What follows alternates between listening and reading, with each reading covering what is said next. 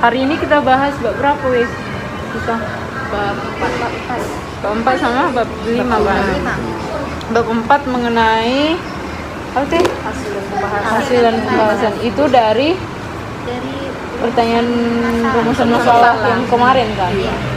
Soal nomor 1 lah weh, langsung aja. Kemarin Metode yang digunakan dalam fiksasi. Apa? Metode yang digunakan dalam fiksasi.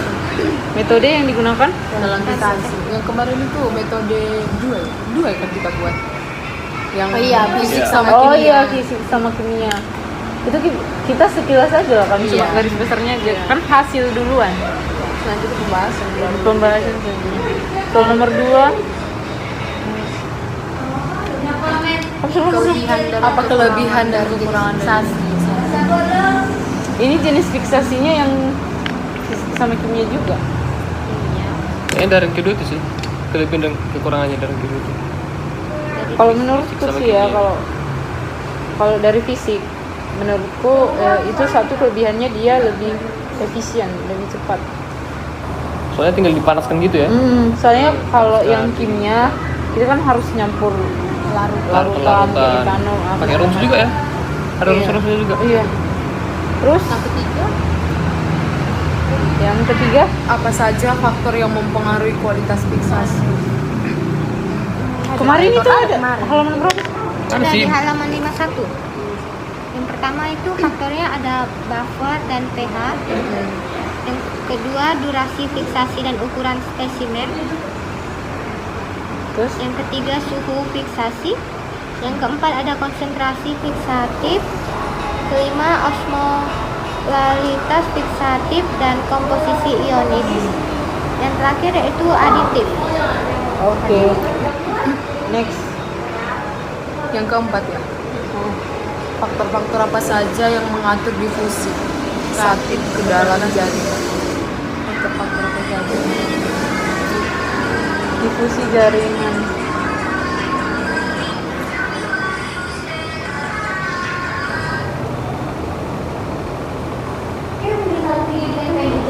Halaman 51 ya.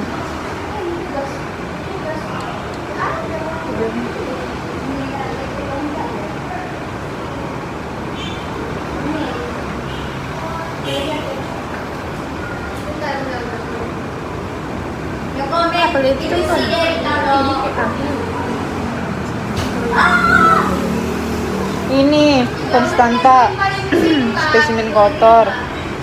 Ya nggak sih? Konstanta relatif ini di bawahnya. Dia menemukan bahwa kedalaman dalam yang dicapai oleh fiksasi perbanding lurus yang akal kontrak dari bawah ini. Yang bagian konstanta nggak sih?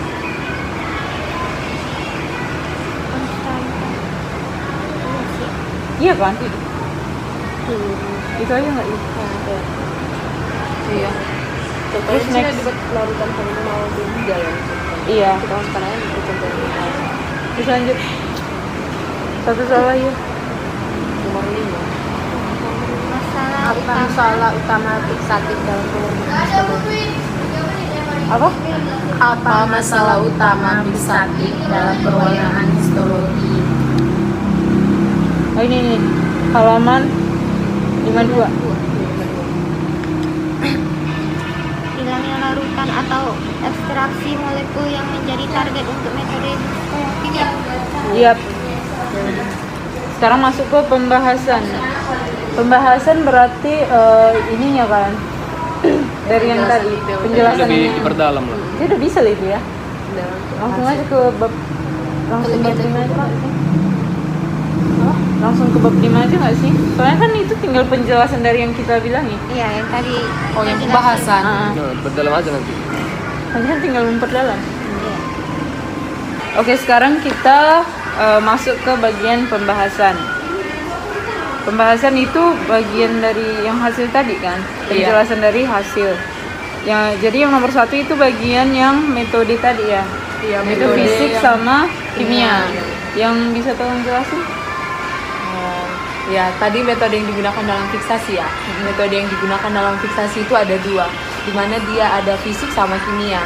Metode fisik ini terbagi juga menjadi 3 lagi. di mana ada fiksasi panas. Fiksasi panas ini merupakan fiksasi yang paling sederhana. Kenapa bisa?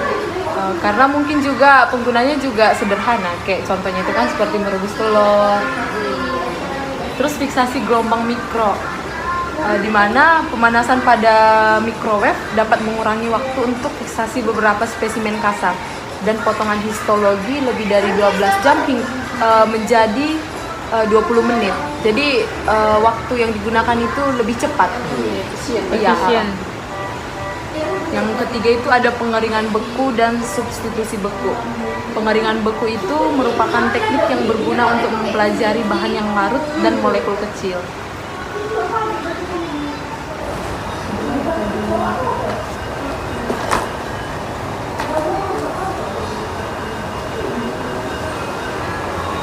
Berarti kalau untuk pengeringan beku ini dia jaringan yang kita pakai itu harus dipotong-potong dulu ya, berarti dalam bentuk kecil. Iya. Menjadi bal-bal tipis. Terus fiksasi kimia ya. Iya. Selanjutnya fiksasi kimia. Fiksasi kimia itu merupakan solusi dengan menggunakan organik atau non-organik untuk mempertahankan pelestarian morfologi yang memadai. Nah, fiksasi dari kimia ini juga terbagi-bagi lagi. Yang pertama itu ada dia fiksatif koagulan. Fiksatif koagulan ini juga terbagi-bagi lagi. Kalau fiksatif koagulan ini dia merupakan larutan organik maupun non-organik dapat mengentalkan protein sehingga dia tidak larut. Nah, fiksatif koagulan ini juga menghasilkan flokulasi sitoplasma dan pelestarian mitokondria dan granula sekretori yang buruk. Fiksatif ini tidak berguna dalam analisis ultrastruktural. Yang kedua itu ada fiksatif koagulan dehidrasi.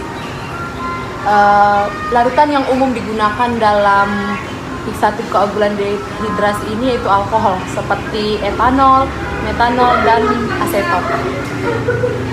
Yang kemudian ada fiksasi formaldehida, yaitu fiksasi yang paling umum digunakan dalam patologi diagnostik. Yang keempat ada fiksasi glutaraldehida. Dia merupakan aldehida difungsional yang mungkin bergabung dengan gugus reaktif yang sama seperti formaldehida. Yang kemudian ada fiksasi osmium tetrosida atau dia merupakan padatan yang beracun yang larut dalam air serta larut nonpolar juga. Reaksi atau karakteristik dari osmium ini adalah reaksinya dengan ikatan tak jenuh dalam lipid dan fosfolipid.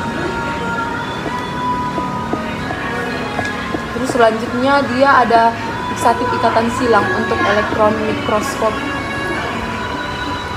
Organel sel seperti membran sitoplasma, nukleus, mitokondria, granula sekretorik terikat membran, retikula endoplasma halus dan kasar perlu diawetkan secara hati-hati untuk mikroskop elektron. Contoh dari fiksatif ikatan silang yang kuat ini seperti glutaraldehida dan formaldehida. Yang dalam penggunaannya dia harus pakai mikroskop elektron. Iya. Yang terakhir itu ada fiksatif merkuri klorida. Secara historis, merkuri klorida ini digunakan dengan kemampuannya untuk meningkatkan sifat pewarnaan jaringan, terutama pewarnaan trikom. Namun ada juga kerugian dari fiksasi merkuri klorida ini, di mana dia pembentukan endapan hitam intens pigmen merkuri dalam jaringan yang memberi nilai rendah untuk studi imunofis.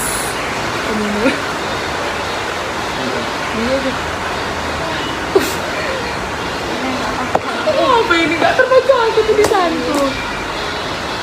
Ulang ya dari apa?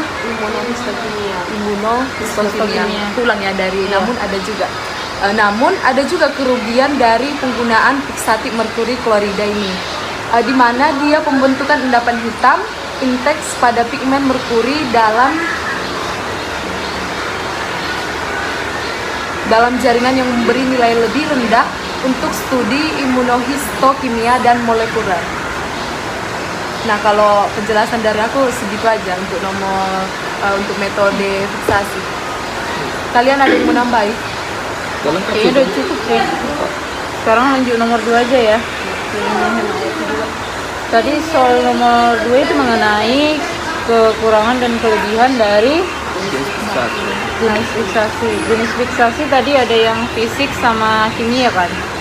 Kalau yang aku dapat nih ya, kelebihan dari fisik yaitu yang pertama lebih efisien atau menghemat waktu seperti yang udah dijelasin Muslimah tadi.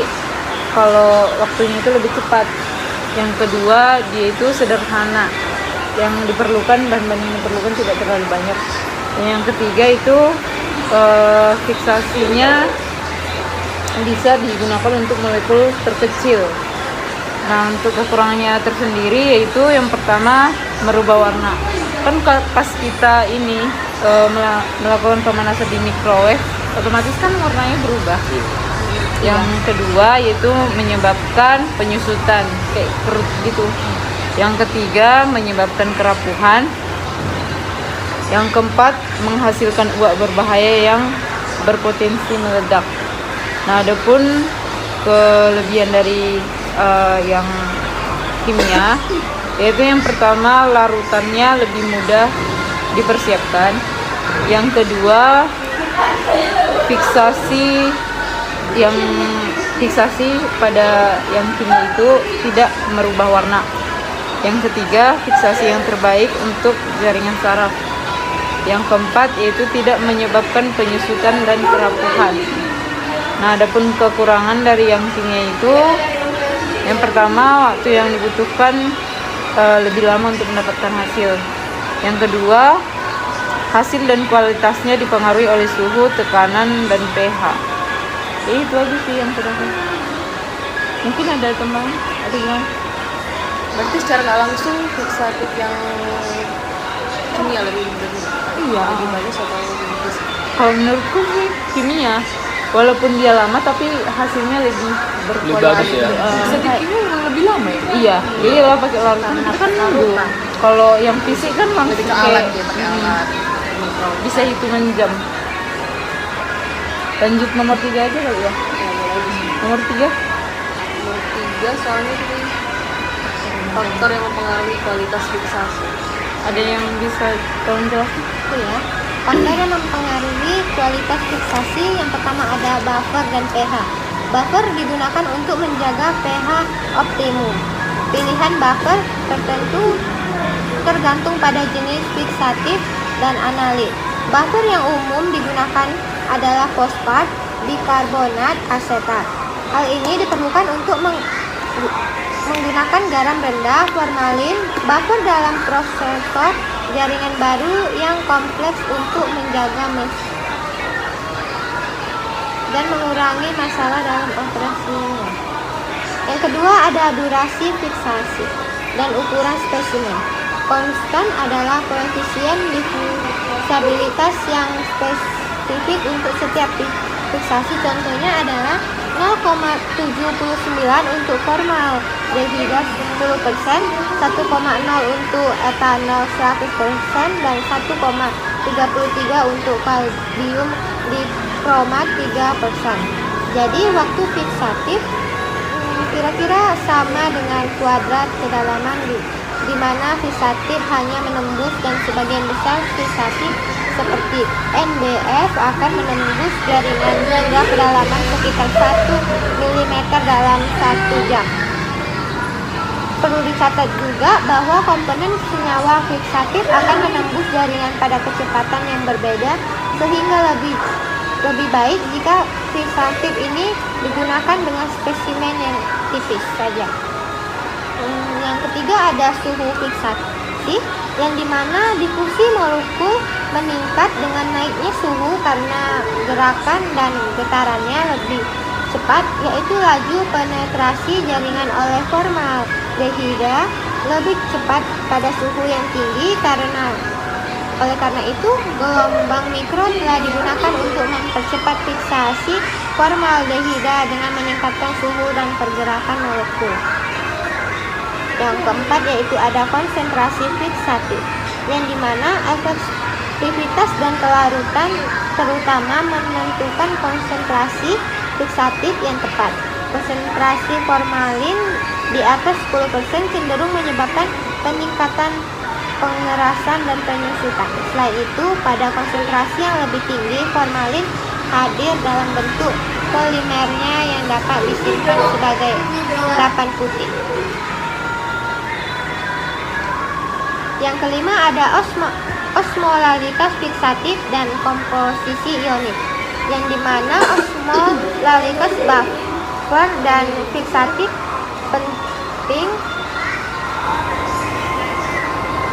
penting larutan hipertonik dan hipertonik masing-masing menyebabkan penyusutan dan pembengkakan. Hasil morfologi terbaik diperoleh dengan larutan yang sedikit hipertonik, meskipun osmolalitas untuk NBF 10% adalah sekitar 1500 mOSM. Yang terakhir yaitu ada aditif. Aditif ini termasuk kalsium klorida, kalium tioksanat, amonium sulfat, dan kalium dihidrogen fosfat. Elektrolit dapat bereaksi baik secara langsung dengan protein yang menyebabkan denaturasi atau secara independen dengan fiksatif dan konstituen seluler. Menurut aku sih itu ya. Apa kalian ada tambahan yang lain? Kayaknya cukup sih. Kita lanjut aja lah ya ke nomor 4. Nomor 4 tadi soalnya apa? Faktor yang mengatur satu pada jadi kan menurut buku kan faktornya itu ada dua, yaitu konstanta atau spesimen kotor, mana konstanta yaitu koefisien divisibilitas yang spesifik untuk setiap fiksatif. Contohnya itu larutan formaldehida, di mana komponen senyawa fiksatif ini akan menembus jaringan pada kecepatan yang berbeda, hingga lebih baik jika fiksatif ini digunakan dengan spesimen tipis. Terus yang kedua, spesimen kotor, yaitu spesimen ini tidak boleh diletakkan di dasar wadah fiksatif. Ini cukup sih, lanjut aja nih nomor 5. Nomor 5. Nomor 5 apa soalnya? Apa masalah utama fiksatif dalam pewarnaan histologi? Masalah utama fiksatif dalam pewarnaan histologi, kalau dari yang aku baca kan di sini dikatakan masalah utamanya itu hilangnya larutan atau ekstraksi molekul menjadi target utama untuk metode kimia tertentu. Nah, contohnya itu kayak misalnya beberapa molekul larutan yang dalam fiksatif berair itu kayak contohnya glikogen. Glikogen itu biasanya dia itu tidak larut dalam fiksatif berair, tapi kayak misalnya lipid, dia itu larut dalam fiksatif yang berbasis organik. Selain itu kayak ada fiksatif secara kimiawi, dia dapat memodifikasi target pewarnaan histokimia dan mempengaruhi kualitas pewarnaan khusus. Contohnya itu kayak glutarhidida, terus ada yang dicampur dengan pewarnaan perak. Terus misalnya yang aku bilang tadi itu termasuk dalam modifikasi dari pewarnaan sekunder terhadap perubahan pH yang disebabkan oleh fiksasinya sendiri. Itu sudah menurutku. Ada tambahan? Cukup sih. Pas ya. Pas sih. Berarti udah terjawab 5-5-nya kan? Pembahasan. Sekarang lanjut ke bab terakhir. Bab terakhir itu kesimpulan dan saran. Bukan. Kelebihan sama Kelebihan kekurangan. kekurangan kita belum.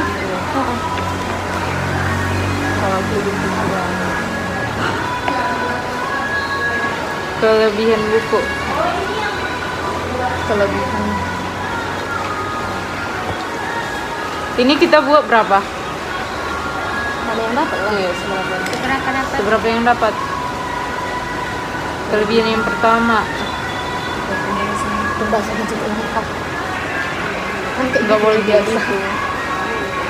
Apa yang lengkap itu gitu? Nggak boleh. Kalau pembahasan itu nggak boleh. Maksudnya? Harus detail. Terus kita pilot dulu, tapi kita bingung memang. Iya sih. Oke, sekarang kita lanjut pembahasan yaitu mengenai kelebihan dan kekurangan. Kira-kira udah ada yang punya ini? Kelebihannya. Mm-mm. Udah yang nemu atau gimana? Kalau kelebihannya kan pada bagian pembahasan mengenai metode fisik fiksasi, yaitu pada fiksasi panas dan fiksasi gelombang mikro atau microwave, di mana dia memuat contoh yang relevan dengan kehidupan sehari-hari kita. Oh iya, yang pas Yang bagian udah telur rebus. Iya. Oh iya. Yang udah kita gunakan dalam kehidupan sehari-hari. Iya. Udah sering lah ya kita jumpai. Terus Yang kedua apa tuh? Terus tambahkan aja itu. Untuk di setiap materi udah ditambahkan pendapat para ahli sehingga materinya itu udah akurat gitu. iya bisa Oh, iya, juga. bisa sih. Gampang. Berarti itu kelebihan kedua lah ya. Iya. Berarti kelebihan kita udah dapat 2. Cukup 2. Untuk hari ini kayaknya cukup aja, soalnya udah sore kali. Mungkin nanti bisa ditambahkan lagi ya. Lanjut aja lah langsung ke kekurangan. Kurangannya. Yang pada bagian ini fiksasi kimia, coba lihat. Pada bagian pembahasan fiksasi kimia, yaitu pada materi jenis fiksatif koagulan lainnya, jenis fiksatif koagulan yang dimaksud tidak spesifik, tidak dijelaskan. Lainnya itu apa? Oh iya. Iya bisa juga. Lainnya itu apa? Oke, dapat 1. Satu lagi lah weh, biar sinkron dua-dua.